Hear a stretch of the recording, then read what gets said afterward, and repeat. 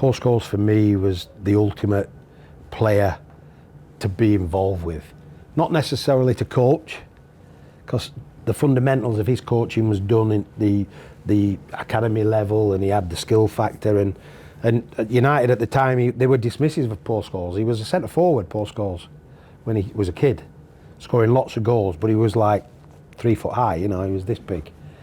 But he went through those phases of development, and then he just lifted off, got into that 92 group, you know, the success story of that group with the Beckhams, the Scholes and Butts and what have you. But when he stepped into the arena, or he stepped up to be a pro, he was one of those magical players that listened a lot, absorbed a lot, dismissed a lot, but ultimately brought it to the table.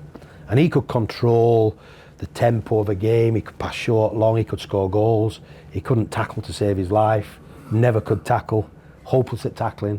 But he had the ability in a football match to change the course of a game. And he used to get bored with the game, seriously get bored with it. It was too easy sometimes, the game. And that's when he lost the plot a bit, and he went into tackles and get sent off and things like that. But he was, for me, a player that you could suggest things to, you could talk to, rather than you didn't need to show him how to kick a ball, he could already do that. But you could subtly talk to him about, you know, certain moments, what he could bring to the game, and he loved all that. First on the training field, first off the training field. When he'd done his job, he'd gone. I mean, he was the quickest guy who had a shower ever.